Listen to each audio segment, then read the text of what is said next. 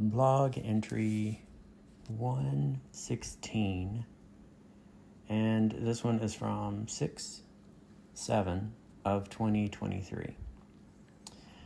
I still find myself wanting more, something that will help me trust more deeply. My mind is restless, running wild with doubts.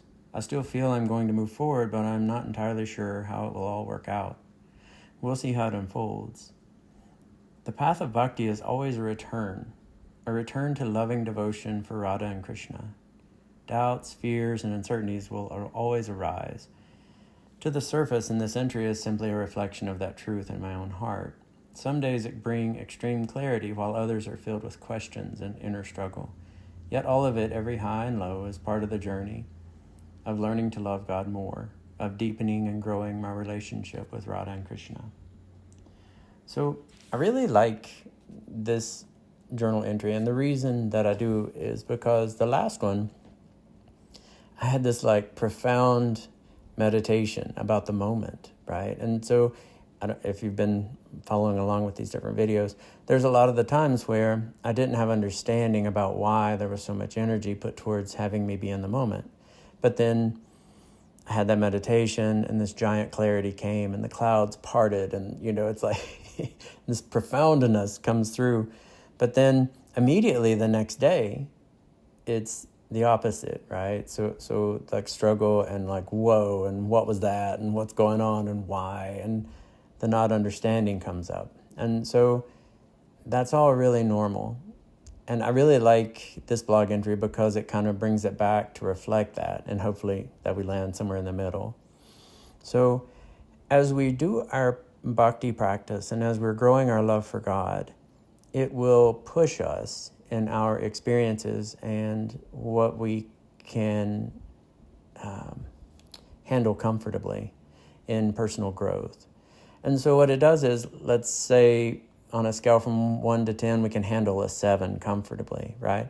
So it'll go all the way up to a 6, and then a 7, and then maybe a 7.2, and then maybe a 7.7. And then sometimes, for a really short period, it'll be a 10, and then it'll come back down, and it'll calm back down. And so it's another form of purification and growth coming in waves. And so what that's doing is it's actually breaking down, this has been my experience with it, it was breaking down my attachment to my material senses and my material mind, and the understanding that my material mind had about life and what's going on. So Radha and Krishna would come in with growth and these experiences that would just blow my mind, and it would push it to where I'd be whoa, and it would just be more than I was comfortable with. So then if you watch the blog post, just like this one, then it's oh, come way back. And then integrate and breathe and think about it and process it. And so then it kind of takes apart that material understanding I had with the mind, the material mind. And so then it brings in more space for divinity, and it builds trust, and it builds relationship with Radha and Krishna, because they're showing me it's so much bigger than I understand. And they're helping me grow incrementally. So this is how the path of bhakti will break down our mental perceptions and things, and our emotional perceptions. And then it allows more space for us to heal and grow and expand through those. But it does it incrementally. It's not all of a sudden boom, in some way that it can't go back together. It's supported by Radha and Krishna. It's supported by God. And it's profoundly amazing. And so the blog post where it sounds like it's down or questioning or something like that's happening, it's just stepping back to integrate and process and to let myself grow into understanding, to grow into the understanding that Radha and Krishna are showing me in that moment in that meditation. And as you're on your path and you're doing your devotion and you're growing your love for God, you will have the same kind of experiences going on and the same kind of things happening. It's just, again, like yesterday, where I said it's important to think about the highs and the lows, right? So if you have a high, like physical pain, and then low, and then high, and then low, and then high, and then low. It's working on that part of understanding. It's working on that part of attachment to the senses. And so eventually you kind of grow beyond it.